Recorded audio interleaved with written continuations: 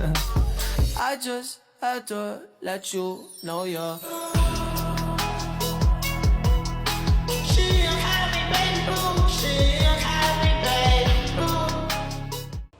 Halo semuanya, perkenalkan nama saya Balkis Azahra dari kelas 10-3. Perkenalkan, nama saya Danwina Pradipta dari kelas 10-3. Perkenalkan, nama saya Farel Rizky. Perkenalkan, nama saya Raisa Lili Putri. Perkenalkan, nama saya Yogi Prasetyo. Perkenalkan, nama saya Ardelia Pasa Artanti.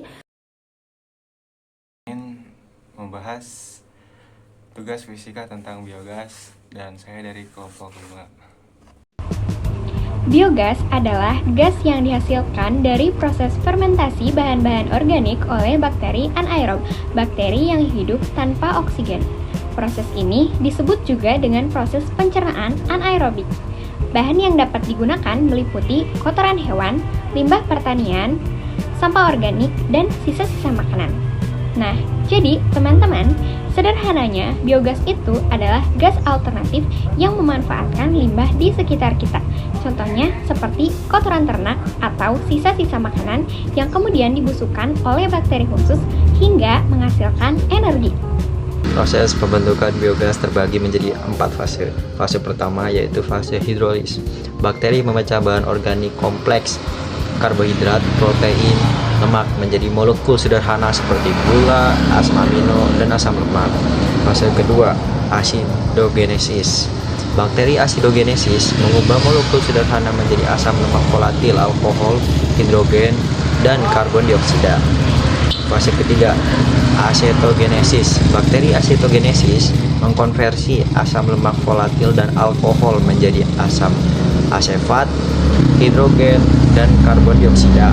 Yang terakhir, fase keempat, metanogenesis. Bakteri metanogenesis mengubah asam asefat, hidrogen, dan CO2 menjadi metana CH4 yang merupakan komponen utama biogas.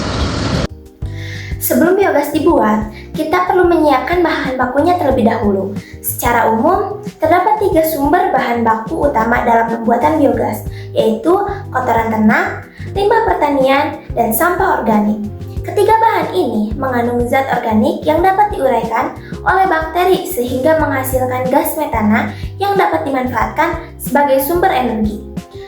Yang pertama, kotoran ternak. Kotoran ternak merupakan bahan yang paling sering digunakan, terutama kotoran sapi.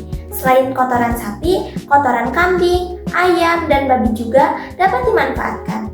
Kotoran ternak memiliki kandungan bahan organik yang sangat tinggi, sehingga sangat baik untuk proses fermentasi anaerob atau fermentasi tanpa oksigen. Yang kedua ada limbah pertanian. Limbah pertanian seperti jerami padi, batang jagung, kulit buah, dan dedaunan juga dapat dimanfaatkan sebagai bahan baku biogas. Pemanfaatan limbah pertanian ini dapat mengurangi pencemaran lingkungan karena limbah yang biasanya dibuang atau dibakar dapat diolah menjadi energi yang bermanfaat. Yang ketiga ada sampah organik.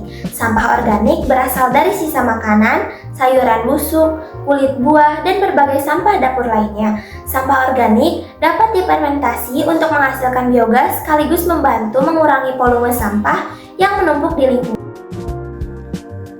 Saya akan menjelaskan tentang manfaat biogas.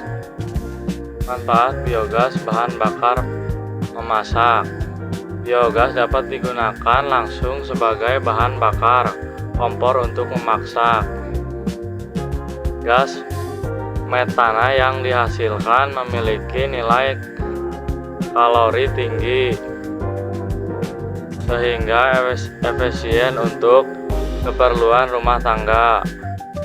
Penggunaan biogas untuk memasak mengurangi ketergantungan pada LPG dan kayu bakar serta lebih ramah lingkungan.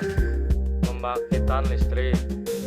Biogas dapat dikonversi menjadi energi listrik melalui generator pembangkit listrik tenaga biogas PLTB mampu menghasilkan listrik untuk skala rumah tangga hingga industri. 1 meter kubik biogas dapat menghasilkan sekitar 1,25 dan 1,5 kWh listrik yang dapat memenuhi kebutuhan penerangan, mengganti BBM. Setelah dimurnikan, biogas dapat digunakan sebagai bahan bakar kendaraan bermotor. Mengganti BBM, biogas yang telah diproses memiliki kandungan metana tinggi serta dengan gas alam. Pengguna biogas sebagai bahan bakar kendaraan mengurangi emisi karbon dan ketergantungan pada bahan bakar fosil.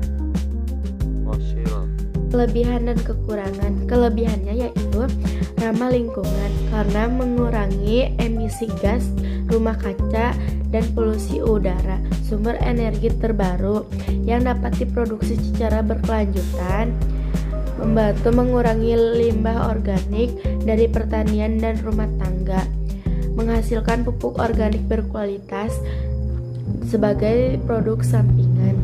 Kekurangannya yaitu membutuhkan investasi awal yang cukup tinggi untuk instalasi reaktor biogas, memerlukan perawatan rutin dan pemantauan sistem secara berkala.